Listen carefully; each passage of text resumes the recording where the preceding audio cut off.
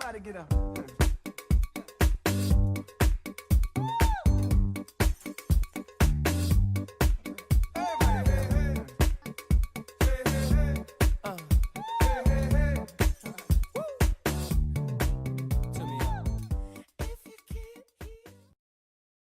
Once upon a dream, there was a girl who never read the novel. One day, she tried to read the novel. What novel? That novel? What? Heart of Darkness by Joseph Conrad. Heart of Joseph? No, that man who went crazy in the jungle. I know. The one up the light. No. So, the story goes like this.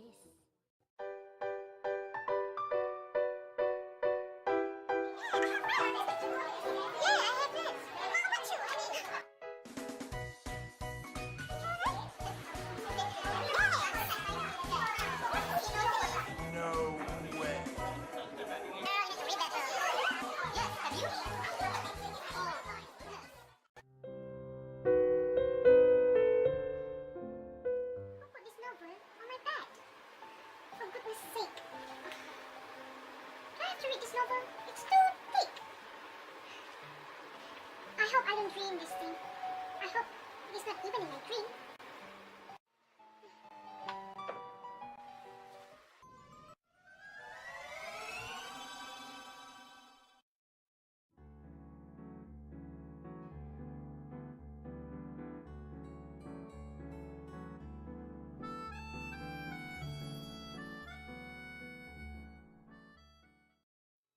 Sha, turn off the light.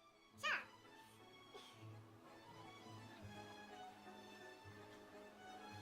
Where am I? What is these clothes? What am I doing here? And who are you? Don't you know me? Seriously? You don't know me? Are we friends? Oh my god. Have you read the novel? Are you that girl who stole my girlfriend? What? No!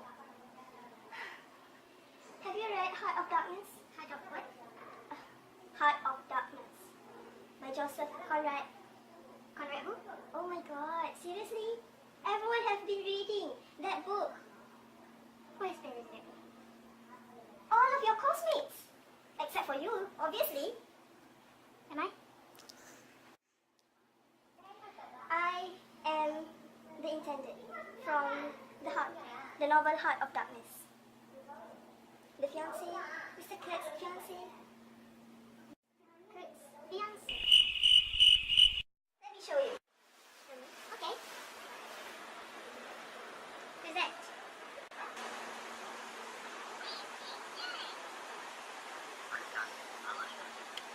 Captain a riverboat up the Congo, they said. Collect the ivory, they said. It'll be easy, they said. Yeah, right. My name is Charles Marlowe, and this is what happens when you work for a bunch of Belgians. I should have known something was amiss from the beginning. When I arrived at the company's station in Africa, it was a mess. Complete with random explosions and overworked native men in chains. It was also at the station that I first heard about the amazing Mr. Kurtz. Was my riverboat waiting for me at station number 1? Of course not. I had to truck 200 miles through the jungle to the company's central station. Hello. And what did I find when I got there? My battleship had been sunk. Apparently, the guys from the central station killed it when they tried and failed to go and rescue the amazing and very sick Mr. Kurtz. Yeesh. So I set about trying to fix my ship. The hours and hours and hours spent on repairs nearly drove me to bust in my stash of emergency chocolate. As for the amazing and very sick Mr. Kurtz, turns out nobody liked the dude, because he got the gig at the interstation via his European connections. You let go. No, you let go. Finally, I got the riverboat fixed. It took 2 months to get up the Congo to the interstation. There was fog, and the natives shot arrows at us. And my helmsman got killed. Seriously? A Russian in motley signaled my ship from the interstation. While some of the guys went to collect Kurtz, Ivan came aboard to tell me how totally rad the interstation's lord and master was, although, to be honest, Kurtz sounded less rad and more completely bat-poop freaking insane. I got out my trusty telescope to observe as the men from my ship came hauling the amazing Mr. Very Sick and probably crazy Mr. Kurtz from the station. Can I have your autograph? I saw heads on poles. Hello, hello. I saw an army of natives. Cannonball. All in all, as Kurtz got situated aboard my ship, I was wishing I'd never left Europe. Did somebody say you were up? Whoa! That night, I discovered that Kurtz had left my ship and gone back to shore. I had to look for the guy and talk him into coming back aboard. Death from above. We set sail the next day under less than ideal conditions. Kurtz handed me a packet of papers and a photograph, then proceeded to snuff it. The horror. The horror. Oh, come on. In the end, I got sick, too, and nearly died, but I eventually made it back to Europe with Kurtz's stuff.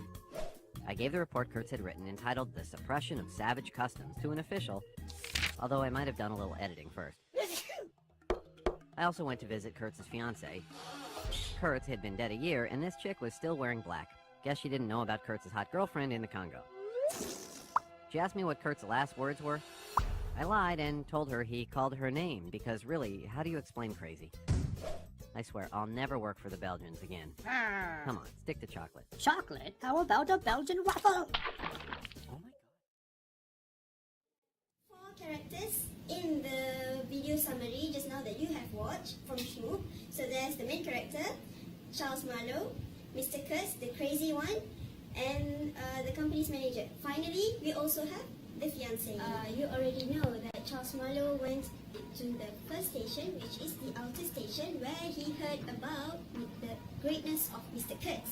And then he went on deeper into the Congo River, where he finally, next he went to the center station. And finally, he went deep into the Congo River to the inner station where he met Mr. Kurtz. So that is basically the plot of the novel.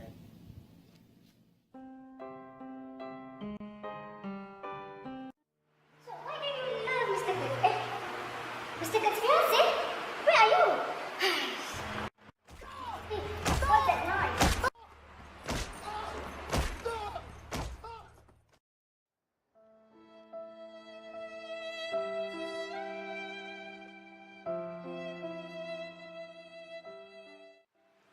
Dad? What is happening? Let me tell you. Honey, have you ever heard of imperialism? Did you know, honey, in Heart of Darkness, the company claim that they are the agent of civilization. The people who work for the company state that whatever they do is for the benefits of the natives. Civilization, a term they use to blind people from their true intention, which is ivory and power over the land and its people. Did you know the full-fledged imperialism actually occurred in Congo? In 1878, King Leopold II started to colonize the Congo Free State. He took the help of the explorer Henry Stanley to explore and colonize this region. After King Leopold II declared that all the resources available are his own property, he built stations alongside of the Congo River. His Belgian traders brutally tortured the Congo natives of this region by chopping off their heads and hands. Joseph Conrad experienced this similar event and immortalized it in this novel Heart of Darkness. If we think deeply, we would realize that in the name of civilizing, they were instead colonizing the savage people. Got it, honey? Now let's go to the second one. So now, what is happening? Well, honey, Joseph Conrad stated in Heart of Darkness on how the natives were used in hard labor. Marlowe very often tells us about the life in the Congo, the scenery, the people, and their behavior. You will know more if you read, honey. Honey, did you know that the whites show they are superior to the black by keeping them in chains? That makes Marlowe think of a tug of war, where he has seen prisoners also tied up. Honey, in this novel, Marlowe is very truthful in his description towards the natives, but as a reader, you can see that he still shows a fair amount of prejudice. Marlowe himself is the personification of colonialism. Going into the Congo, Marlowe views the natives as prehistoric evils in desperate need of white influence and civilization. Throughout Marlowe's physical journey, he confronted with the natives time and time again, seeing them chained as slaves, living in a village, and attacking his own steamboat. Marlowe holds fast his prejudiced view of the natives, referring to them as savages or calling them by more derogatory terms. Niggers. Honey, are you listening? So where are we going after this? You were not listening at all. Oh well. You're going home, but you need to find Mr. Kurt's fiancée first. Find her again?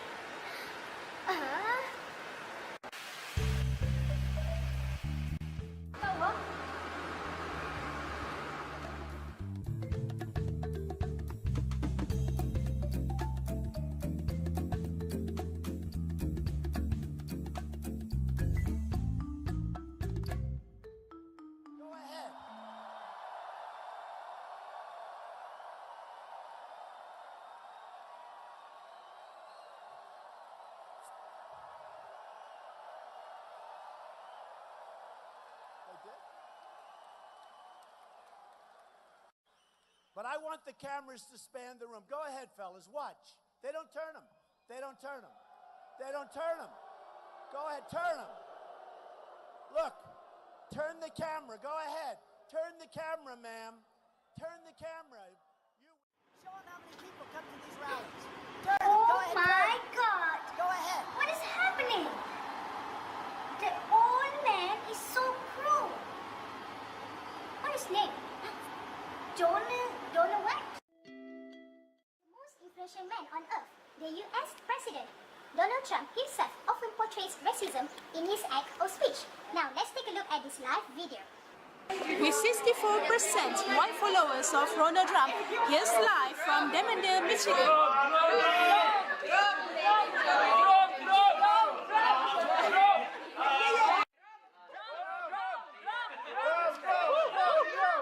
What do you have to lose? Trying something new. What do you have to lose? I said it again.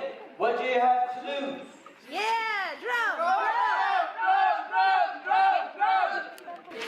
Mr. President, aren't you just a black? Me? Black? I'm not black, I'm tan.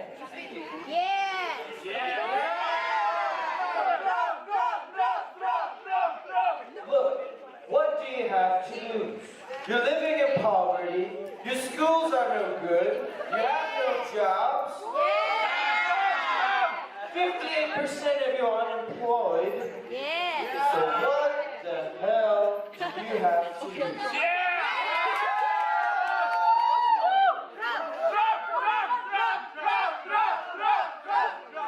Here's a live report of Donald Trump's speech with hateful comments towards the African American, commonly known as the black people.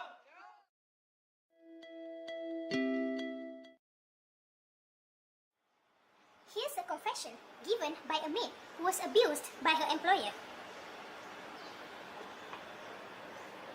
Kamu berasal dari mana? Saya dari Thailand. Kamu bekerja sebagai? Saya orang gaji saja. Okey. Jadi boleh kamu ceritakan macam mana layanan majikan kamu terhadap kamu? Saya dipukul-pukulnya oleh mengaji itu. Kadang-kadang makan pun tak kasih. Duit gaji juga kadang-kadang tak bagi kat saya.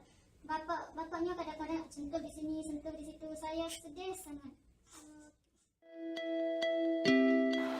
Have you ever watched these kind of videos before?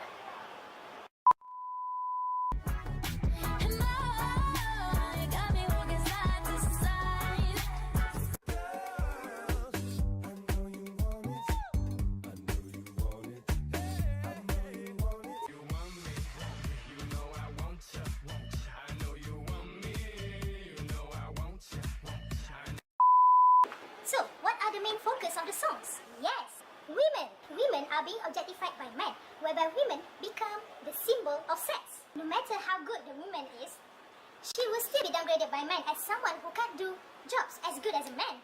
No matter how decent the woman wears her clothes, man will still objectifies her as something, as a sex symbol, as something sexy. Isn't it objectification of women? Let's be real. Have you ever seen this kind of situation happen to a man?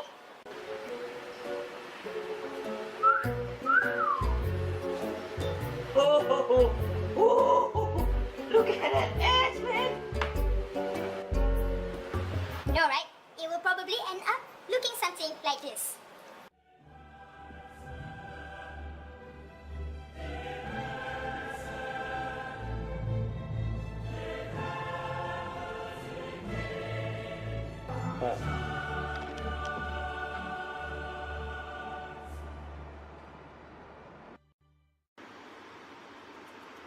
So, how's my acting?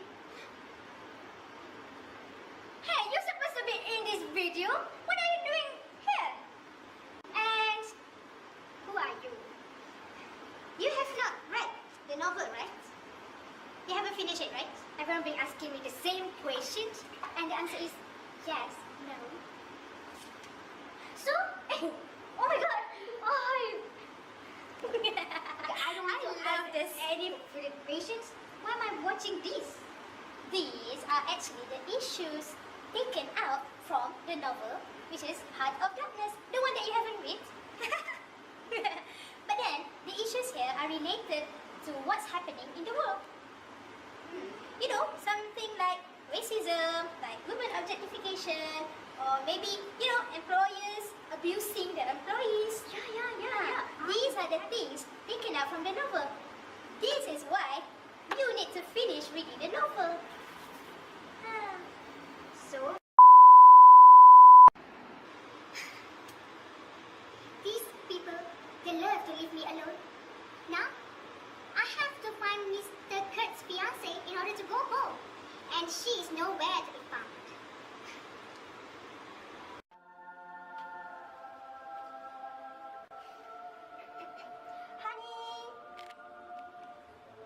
Honey, I'm here. I'm here to fetch you. Let's go.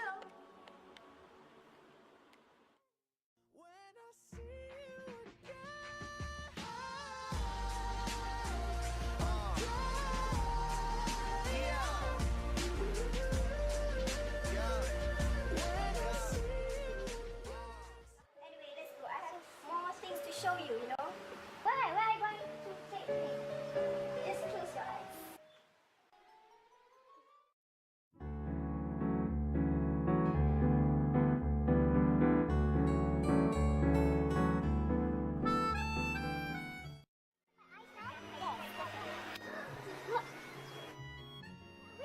Yes.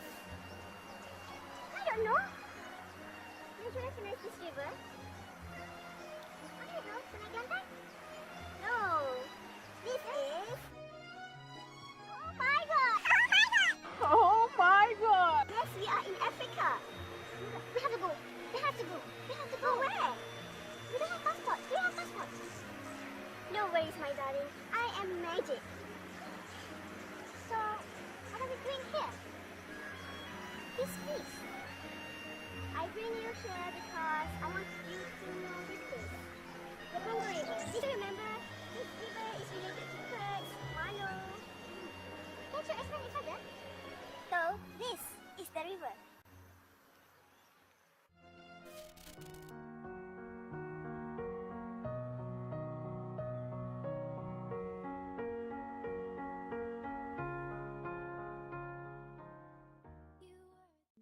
As we all know, Heart of Darkness opens on the deck of the Nelly, an English trade ship docked on the Thames River outside of London.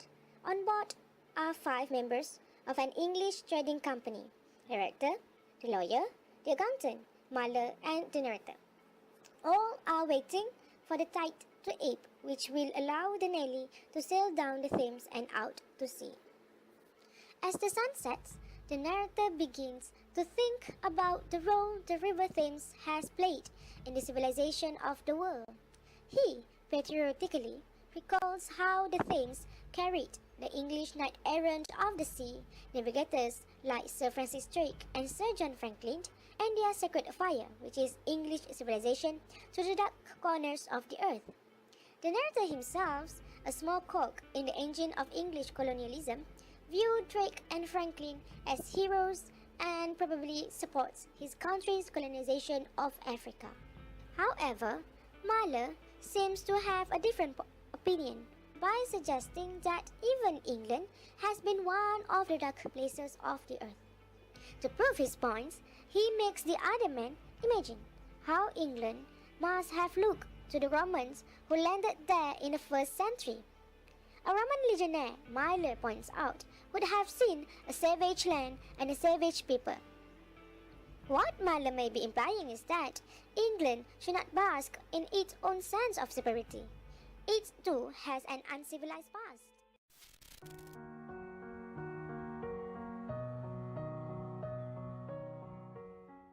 The Congo River is the key to Africa for Europeans. It allows them access to the center of the continent without having to physically cross it. In addition, ivory from elephant tusk is very valuable, and collecting ivory was the whole reason the British were in the Congo.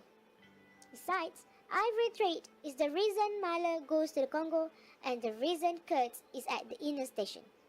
The river carries Marler from point to point between stations and keeps him moving toward his goal. As we hear more and more about Kurtz, it becomes clear that meeting him is the climax of the story. And the river keeps the characters and the plot going towards this point. In addition, the river both literally and figuratively moves them away from civilization. The inner station, where Kurtz lives, is the furthest point from civilization that the characters go, and it is very far from where they have come. Marler described this as going up that river was like traveling back to the earliest beginnings of the world, when vegetation rioted on the earth and the big trees were kings, an empty stream, a great silence, and impenetrable forest.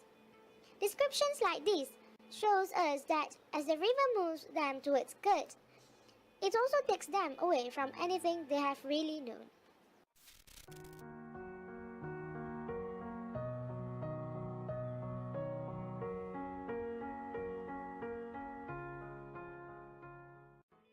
Last but definitely not least, we move to Africa. So, as Marler describes Africa as a dark place, Marler uses harsh words like scarred, mournful, and gloomy to help us visualize the setting. He describes the land as grim, monotonous, and even evil.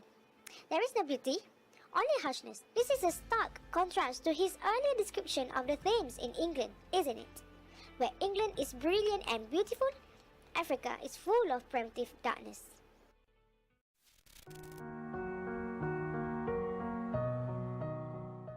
In Heart of Darkness, the exact time period isn't stated in this novel, but it seems to take place at the time Conrad is writing it, which is the late 1890s.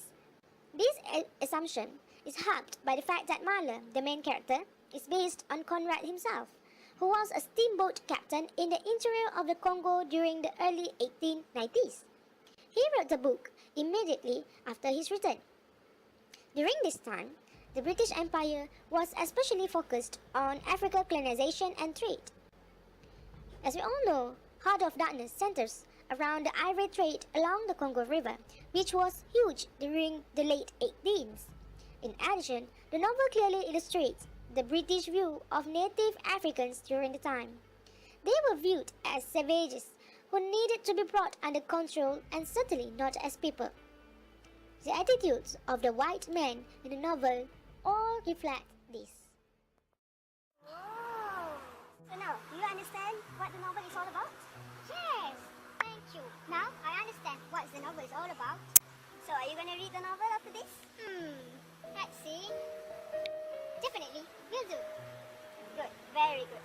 Then are you ready to go home now? Yes, please, please, please. Okay, now taste in order to go home. What is this? Wow, what a cute elephant. This will bring you home. Okay. But you have to say, Poco, Poco, Poco, Poco. Hi, Mr. Elephant, please bring me home. You ready? Yes.